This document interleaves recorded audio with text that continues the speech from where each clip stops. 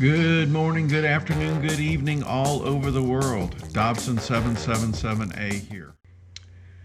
Yeah, I want to give a short lead in before this detailed report.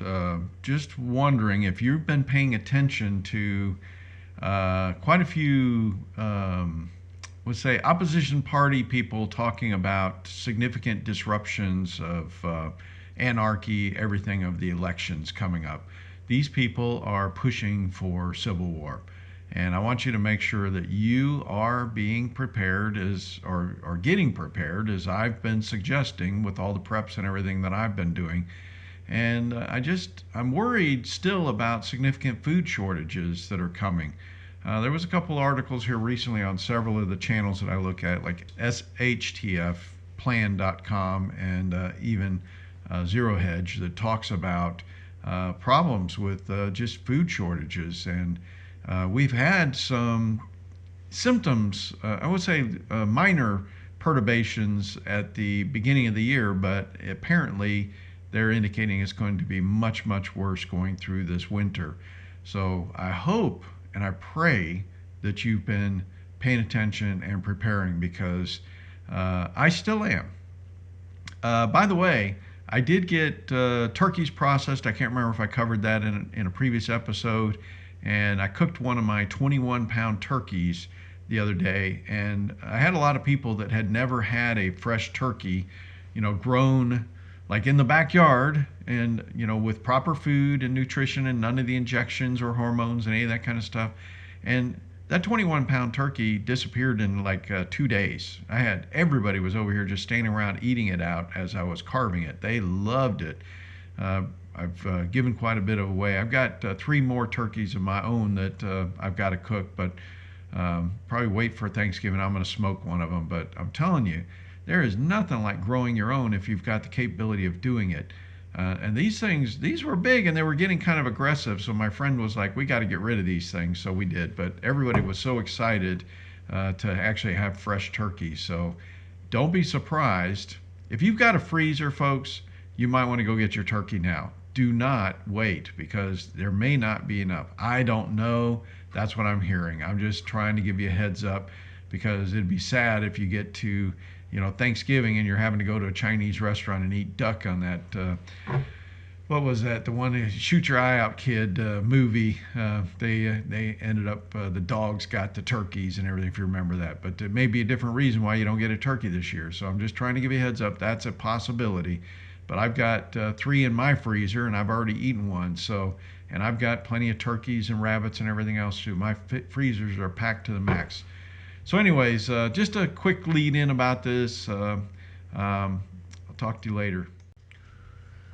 All right, so I'm looking at the gold chart, and it was up 0.14% today. Silver was up 1%, and platinum was up 1.88%, even palladium almost 3%. When we look at the after hours market, gold is up another 0.5%, silver's 1.4%, and platinum or palladium a little bit quieter. Now, when we're looking at the charts today, you can see that we're continuing to ramp up on both of these. So we're approaching $25 for silver and $19.16 for gold. And we're going to go into, in a little bit, the actual pattern that we're seeing here. So stay tuned, because I go into a lot of the charts later in this presentation. But what I wanted to point out, stock and sector performance. You can see that the Americas were up about, a little less than 0.5%. We're kind of after hours here. I'm late getting in here tonight, but a lot of things are zeroed out already. You can see Eurozone, France, we're just barely down. Australia was barely down. China was up 0.5%. Everything else was here. Here's gold up 0.48%, platinum 2%, silver up 2%. Your large gold miners up 0.77%.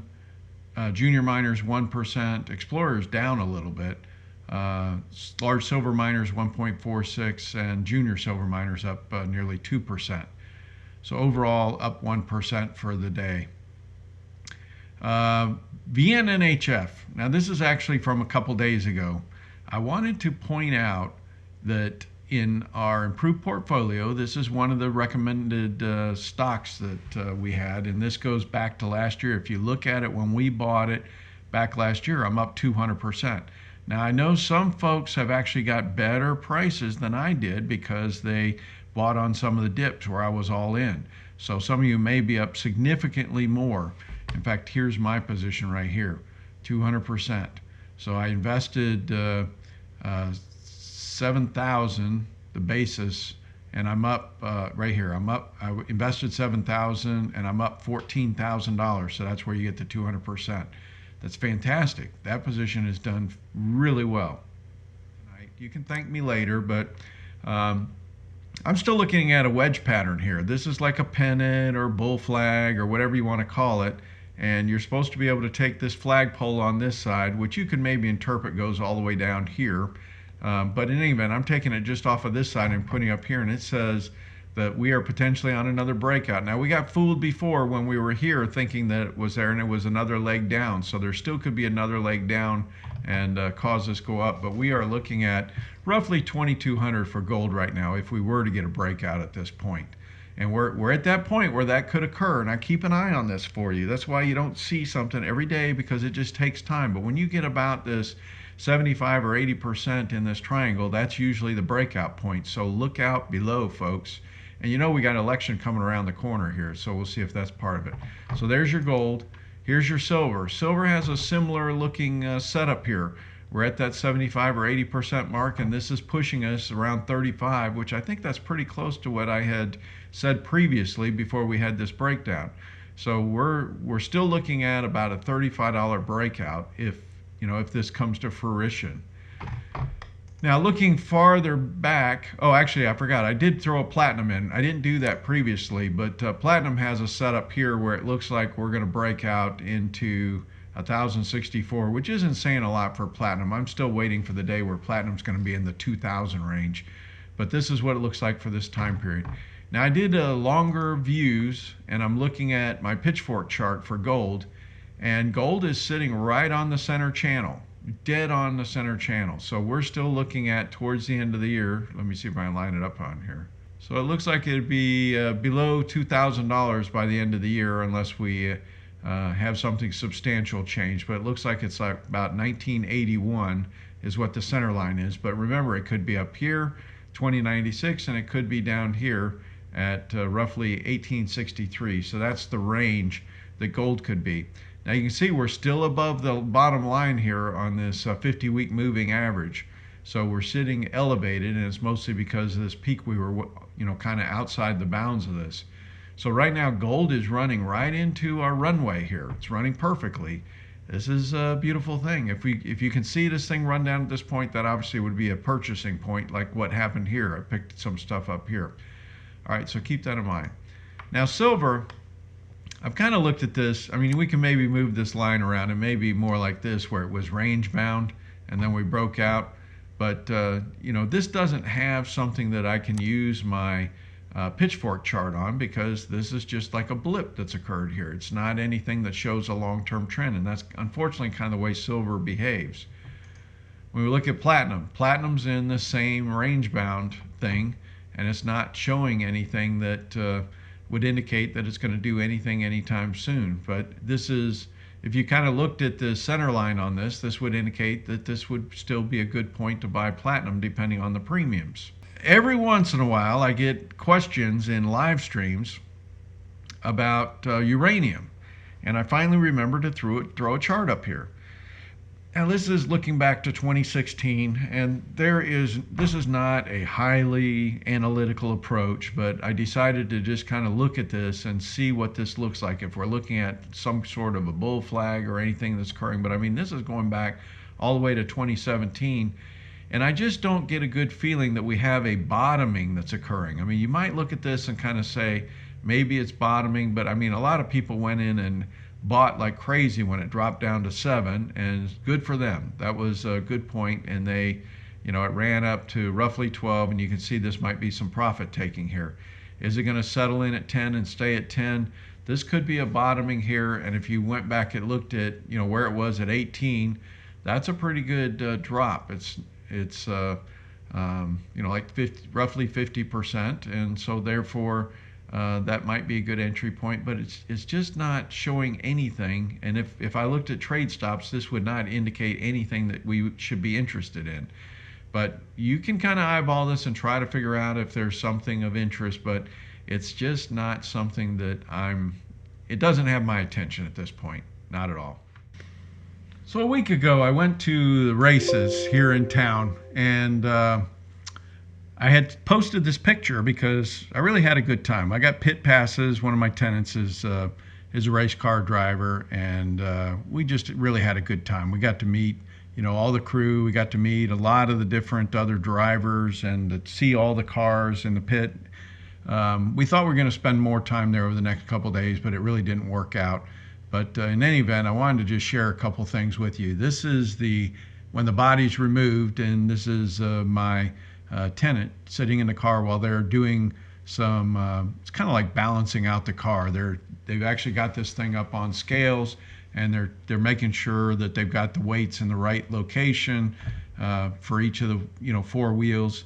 And then I wanted you to see the engine. This is a 200 horsepower car, but very light, extremely light. And it was fantastic watching them working on this car and seeing everything that they had there and actually seeing him racing. It was quite interesting. And they had one day of rain that they were racing. So here's when the car's put all together. You can see what it looks like. Now it's under like a blue canopy, so it gives all that blue color, but that's not really the color of the car, but that's just the way it looks. It was actually quite fun, and I'm planning on doing this more. We're probably going to go to different places all over the country to go see him race, because it's quite a interesting group of folks, and I mean, just fantastic cars. I got a video here of some of the cars coming out to get onto the track, and that was quite exciting. So you'll enjoy hearing the noises about that. But I wanted you to just see a little snippet here of what we experienced.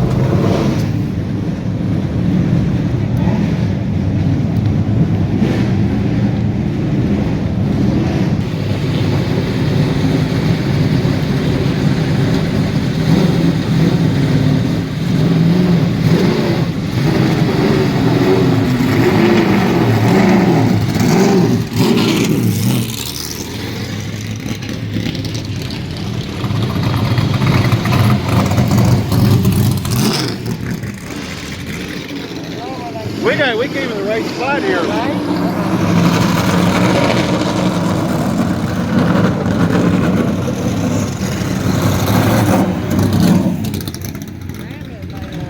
That's loud, isn't it? Go Army. You gotta sit here a little bit.